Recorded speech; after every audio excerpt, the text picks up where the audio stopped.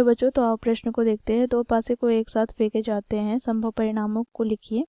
दोनों पासों के ऊपर अंकों का योग 10 से कम प्राप्त होने की प्रायिकता ज्ञात कीजिए। तो दिए गए प्रश्न की मुख्य अवधारणा की बात करें तो बच्चों देखो यहाँ पर, यदि घटना ई के घटित होने की प्रायिकता को हम पी से प्रदर्शित करें तो पी बराबर हो जाएगा बच्चों ई के अनुकूल परिणामों की संख्या बटे कुल संभावित परिणामों की संख्या। बच्चों ई के अनुकूल परिणामों की संख्या को हम एन से प्रदर्शित करते हैं तथा कुल संभावित परिणामों की संख्या को एन एस से प्रदर्शित करते हैं। तो पी बराबर हो जाएगा एन ई बटे में एन एस। तो इस मुख्य अवधारणा की सहायता से बच्चों हम दिए गए प्रश्न को हल करेंगे। बच्चों देखो प्रश्न में हमें क्या कहा गया है, तो दो पासे को एक साथ फेंके जाते हैं तो संभव परिणामों को हमें लिखना है।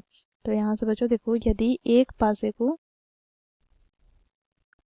हम एक बार फेंकते हैं तो यहाँ से बच्चों हमें कुल परिणाम कितने प्राप्त हो जाते हैं। तो देखो 1 से 6 अंकों तक, अर्थात 1 2 3 4 5 6। ठीक है, तो प्रश्न में कहा गया है दो पासे को एक साथ फेंका जाता है। तो यहाँ पर हम लिखेंगे दो पासे को एक साथ फेंकने पर, यहाँ पर बच्चों हमें संभावित परिणाम प्राप्त क्या होंगे। तो इसे लिख लेते हैं पहले, संभावित अर्थात संभव परिणाम।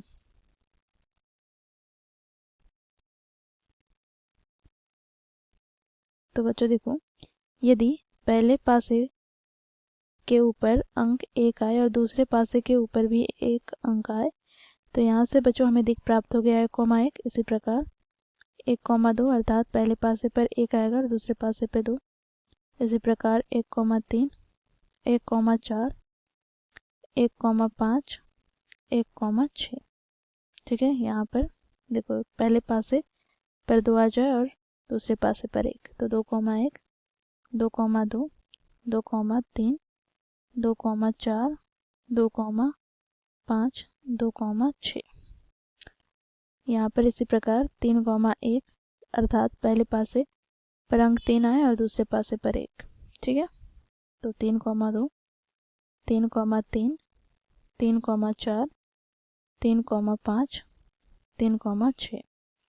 यहाँ पर 4,1 4,2 4,3 4,4 4,5 4,6। यहाँ पर 5,1 5,2 5,3 5,4 5,5 5,6। इसी प्रकार बच्चों देखो 6,1 6,2 6,3 6,4 6,5 और 6,6। तो इस प्रकार बच्चों हमें कुल संभावित परिणामों की संख्या कितनी प्राप्त हो गई, अर्थात बच्चों यहाँ पर एन एस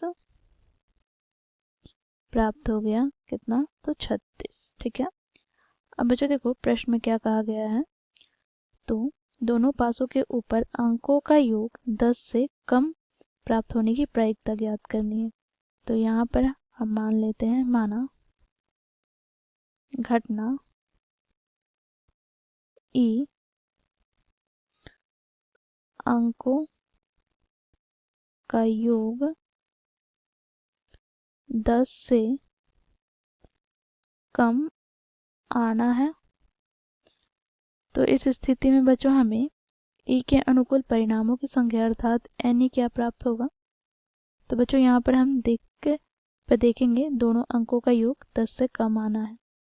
तो इसके लिए बच्चों यहाँ से देखो, यदि हम यहाँ पर देखें तो 4,6 5,5 और 6,10 अर्थात बच्चों देखो इसे हम हटा दें। ठीक है, अर्थात इसके हम बाईं ओर देखें तो यहाँ से बच्चों हमें ये सभी दिक में अंकों का योग करें तो ये 10 से कम है। तो यहाँ से हम ई के अनुकूल परिणामों की संख्या की बात करें तो बच्चों देखो कुल संभावित परिणाम कितने हैं, 36। तो यहाँ पर हम लिखेंगे 36।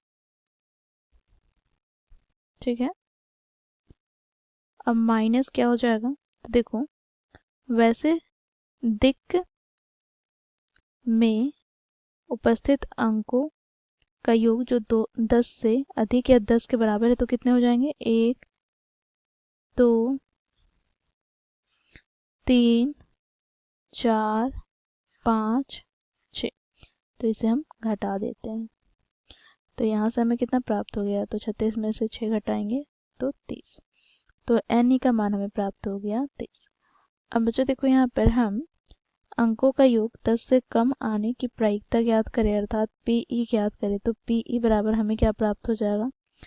तो एन ई बटे एन एस के मुख्य अवधारणा से एन ई हम लोगों ने ज्ञात किया है 30, बटे में बच्चों देखो एन एस क्या है? तो 36। बच्चों हम इसे 3 से विभाजित करते हैं तो 3 दही है 30, 3 एका 3, 3 दूनी 6। पुनः इसे हम 2 से विभाजित करते हैं तो 5 और यहाँ पर 6, अर्थात ये हमें प्राप्त हो गया 5/6। तो इस प्रकार बच्चों हम लोगों ने दिए गए प्रश्न को मुख्य अवधारणा की सहायता से हल किया। आशा करती हूँ आप लोगों को यह प्रश्न समझ में आया होगा। धन्यवाद।